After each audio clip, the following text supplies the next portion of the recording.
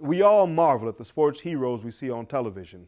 And some of you might be thinking, I'm going to make my way in life by being a basketball, baseball, or football star. Josh Anderson's passion in life is baseball, and he will tell you that it's not as easy as it looks. Josh was given a once-in-a-lifetime shot at being in the big league.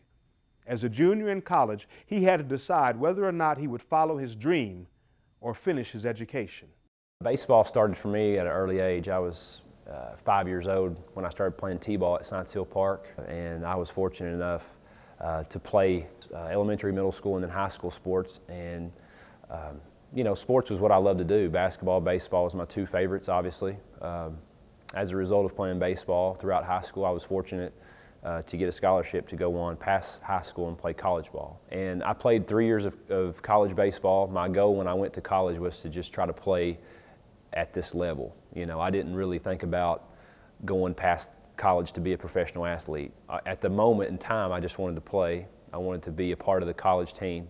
And I guess deep down, I just wanted to be a starter and try to get a chance to play every day. And that was my goal as a freshman. And as a freshman, I went in, I got to start. Started out pretty slow. Didn't know how much longer I was going to be playing with the way things started. But I continued to get better, and as years went on, from my freshman year, sophomore, all the way to my junior year, I just became a better ball player. And you know, a lot of hard work, practice, keeping my grades up, studying, being able to be on the ball field when game time came, and improving. As a result of all that, I got a chance to get drafted, and so in 2003, the Houston Astros signed me to a contract, professional contract, and I left school early. One of the biggest reasons why I wanted to leave, or did leave, was because it was a dream come true to be able to go past college and play professionally. I knew the percentages of people that got that chance was very, very low. And I also realized that the Astros were willing to pay for the rest of my college once I left. So that really influenced my decision heavily, knowing that if I left school, all the hard work that I'd put in, they were going to pay for it. So that really made my decision easy to go on, fulfill a dream, and also have the opportunity to finish school and would be paid for. And when the Houston Astros drafted me, my parents were extremely excited. You know, they knew that baseball was what I'd worked so hard doing over the years, and they knew the time that I'd put in, as well as the time they had put in for me to do it. And they were really extremely excited for me. They, you know, wanted me to go on and achieve my, you know, dreams. And they knew that I had took care of business in the classroom, and I had went to school, and it was, you know, making that commitment in order to even play baseball. So they knew that once the opportunity came for me to be a professional athlete, you know, they knew it's what I wanted to do, and they supported it. When I started playing professional baseball, it was just me and my wife. We had gotten married and we had left. I knew very, very little about professional sports. All that I knew about professional sports is what I saw on TV. And as a person watching TV, you don't really get to see the behind-the-scenes action as to what goes on or what takes place in professional sports. The work ethic, the commitment, the sacrifices that pro athletes make, I had no idea. When I got to play in professional ball, I started out in the minor league system, which is it's the minor league level before you get to the big league level. Most sports have a minor league level, but baseball has a minor league level, and it's basically to prepare athletes, prepare baseball players to get them better so that they'll have a chance, hopefully, to make it to the big league level and help their, you know, major league team. So I went on with Houston. I played in the minor league system. And when I first got there, it was really, it was mind-boggling to me to see the different culture. There's so many different players from all over the world, not just in the country, but all over the world, playing baseball who get a chance. You know, players from the Dominican, players from Venezuela, Mexico. And so for the first time in my life, I was working in an environment around other players who spoke different languages, playing with players I didn't know from different parts of the country and also parts of the world. So it was really a shocker to me to see that and to have to go to work every day and be away from home. I was away from home six months out of the year. So that's a big sacrifice for me. I'm a person who loves to be at home, loves to be around family, and that made it tough, trying to do your job, fulfilling a dream, but also having to sacrifice your time away from family and things. So when I first got there, I didn't know if this was for me. I didn't know if baseball was what I wanted to do when I got there, because it's almost scary. You get away from home, around new people, and you're away from home for so long that you begin to wonder, can I do this? And so that began to creep in my mind. But as I got used to it, just like anything, I got used to what I was doing.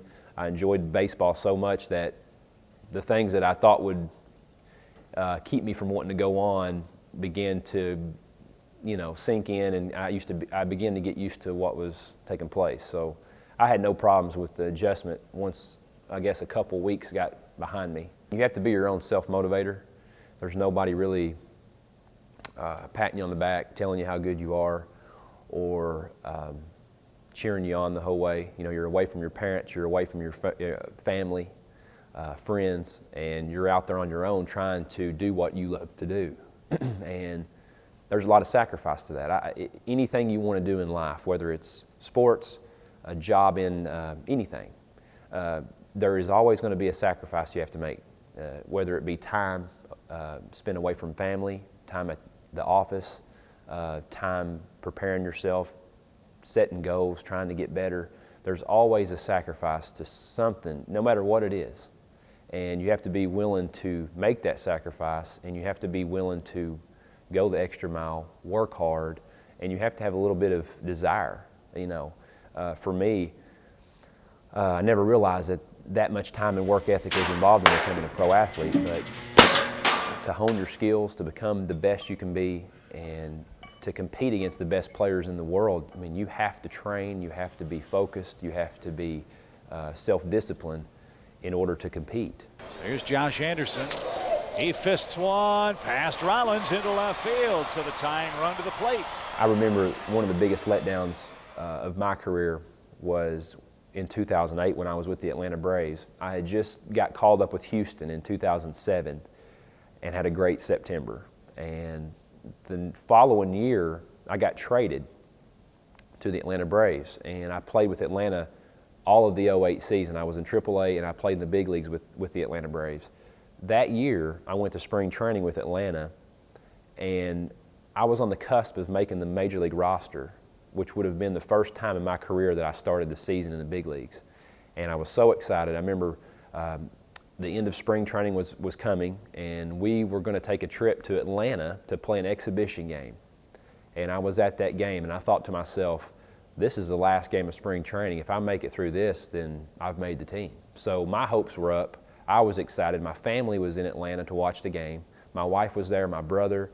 We were excited. And I remember playing in that game, and I remember at the end of the game, Bobby Cox called me into his office and said that we're going to send you down to AAA. You didn't make the team. And I just remember having my hopes up so high and working so hard and believing that this was my chance. And I remember getting that call and going into his office and him telling me, you didn't make the team.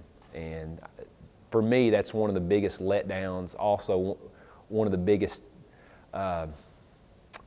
just really disappointed. And when he told me that, I was just like, what am I doing? Working so hard at something, training all these years, making all these sacrifices, for this to happen. And not only me, but my wife, my family making sacrifices too for this kind of news to happen. And it's happened several times, not just that one time. It's happened several times. And I think those are the moments in my life, in my career, where I've questioned, what am I doing? No one enjoys failure. I think when we do things in life, when we choose to do things, we want to do things that we're good at because it makes us happy and we're not failing at it. In my area of work, baseball is unlike any sport that I know of just because of the times that you do fail. Trying to hit a fastball coming in there at 93 miles an hour, 94 miles an hour is extremely hard. I think it may be one of the, and this could be just opinion, but I think it's one of the hardest things in sports. So failing is part of the game. You fail more times than you succeed. that for me has been a very, very hard thing to deal with and to overcome. I think early in my career when I failed, it seemed like it consumed me to the point to where I couldn't focus on anything but what had just happened and why I failed and how miserable I was and how terrible I was. But as time has went on and I was matured as a baseball player, I've learned that failure is just a part of the game. And I have to learn to understand that it's going to happen. No matter how hard I train or how hard I work, things happen and you do fail. But I've learned also to just focus on the good times, the things that you've done in life or the times that you've had success. Really focus on those times, enjoy them. Understand that in life or in baseball or in sports you are going to fail, but it's all about how you handle that, controlling your thoughts and just trying to focus on your next opportunity. For me, in baseball, when you strike out or make a bad play, it's all about trying to put that behind you and just focus on what's ahead. And I think that's probably the best advice I can give a young player or any young athlete is just to learn from your mistakes, learn from the things that cause you to fail, really learn, and then just move on and try to do better the next time and not make the same mistake. And that's really the best advice that I could give a young athlete. Josh was lucky. Because of his hard work and sacrifice, he is able to follow his dream and have the promise of finishing his education at a later time.